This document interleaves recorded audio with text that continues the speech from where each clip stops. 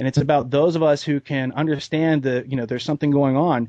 We can work together to survive and escalate through this situation instead of letting it be our downfall.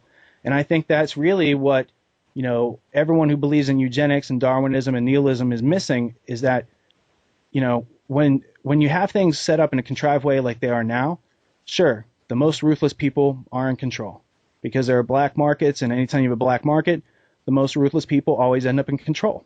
But it doesn't have to be like that if we start cooperating. Our cooperation can outdo their competition anytime.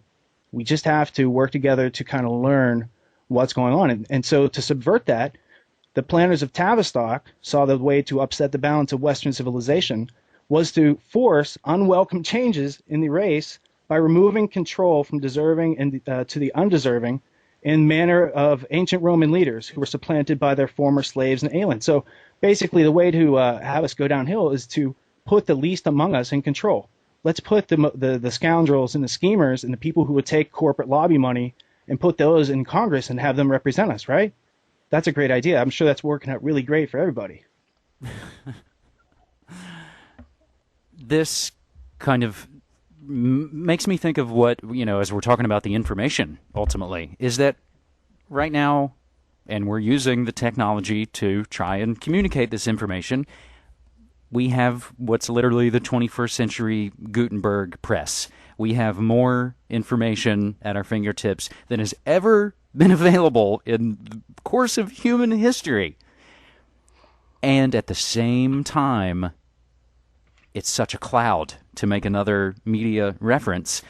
It's at the very end of Raiders of the Lost Ark, where they roll that ark into that warehouse and it goes down the corridor and turns a corner and you've lost it. The information is there. It exists. It's just being kept from us. Well, and not only is the information there, but someone like Quigley knew, and noticed and commented upon these such things right before his death. At a lecture at the School of Foreign Service at Georgetown University, where he taught for so many years, he said, another thing which may serve to point out the instability of the power system of the state. The individual cannot be made a basic unit of society as we have tried to do, or of the state, since the internalization of controls must be the preponderant influence in any stable society. Now, do you know what that means? I think I basically caught that, this stuff will all work as long as you let us drive. Right. Well, basically what he's saying throughout this whole thing, because I had to get the dictionary out and start looking up words. I'm like, whoa.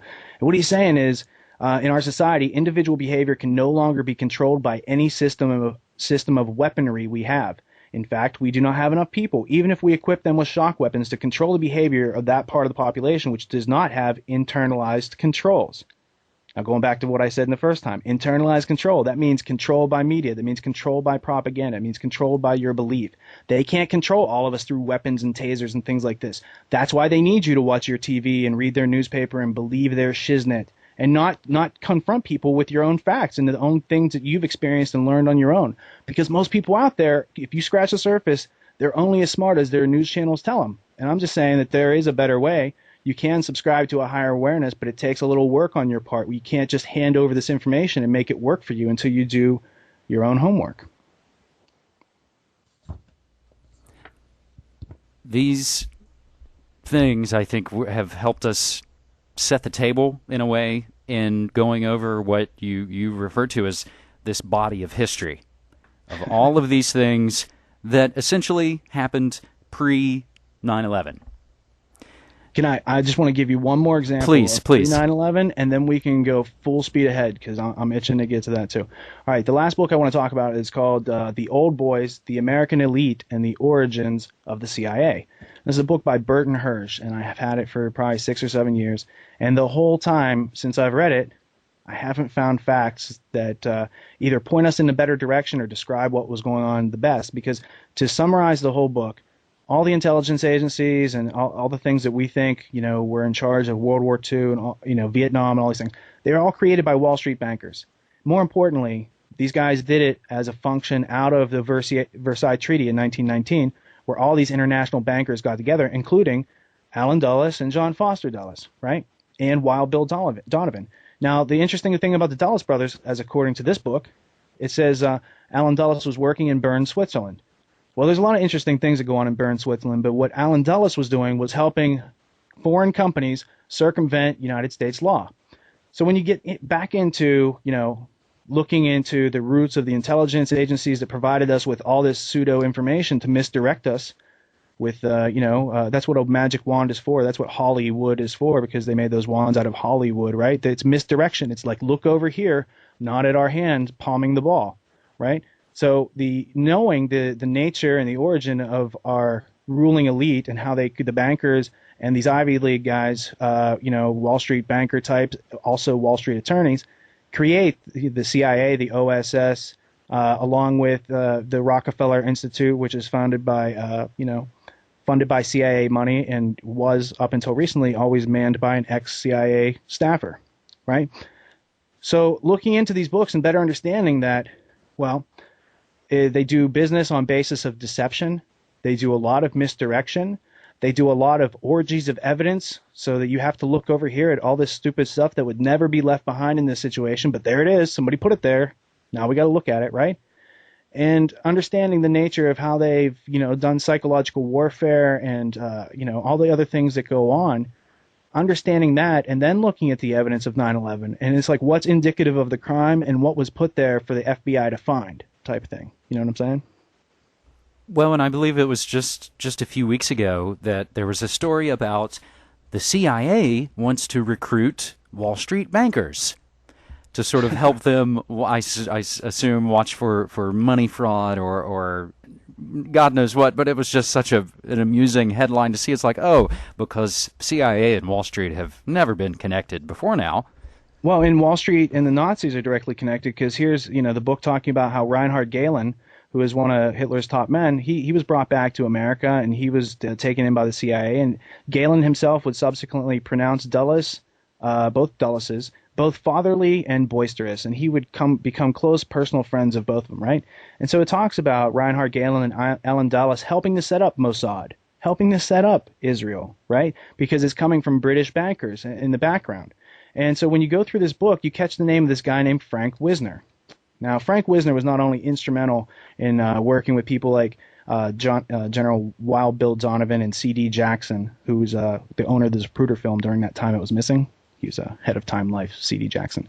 But Wisner, being founder of the CIA and running, he was co-founder, and running this thing called the Mighty Wurlitzer, how America played the CIA through its false media campaigns and propaganda and things like this. Well, Wisner's son is this guy who's on the board of directors of AIG and a company named Kroll Associates. And so when I was reading The Old Boys, and I'm reading about the antics and activities of Frank G. Wisner, and then I noticed that his son, Frank G. Wisner Jr., is on the AIG SEC filings. He's on Kroll's SEC filings, and Kroll and AIG are instrumental in 9/11, not only its planning and perpetration and benefiting from that exact situation, but also the hundreds of billions of dollars they stole post 9/11 just recently. And, if more people had picked up on Project Constellation 3 years ago, more media personalities who have large audiences and supposedly have a responsibility to share this type of information, a lot of people could have saved the money that they lost through this whole scheme, because at the end of the day, we had this information. We wanted to get it to you, but we had to learn to make media ourselves in order to be able to get it out there, because other than Maria, nobody else that I know of really played Project Constellation for their audience, except maybe yourself. Only later, when I started the radio show, I think did I play pieces of it. I definitely passed it off to other people who were skeptical of being critical of the story of 9/11. I would basically hand it to people and say, now listen to this. This will really break things down in a way that kind of gives you the big picture.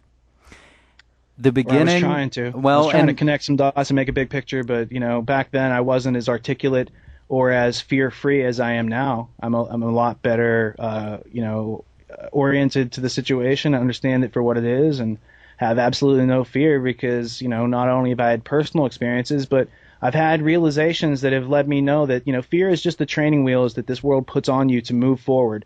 And once you realize what fear is for, and you realize you don't need fear in your thinking, and you let that fear go on the wayside and don't use it, then you'll notice that your actions start to reflect your will. And then you're going to start to manifest, daily events that are more into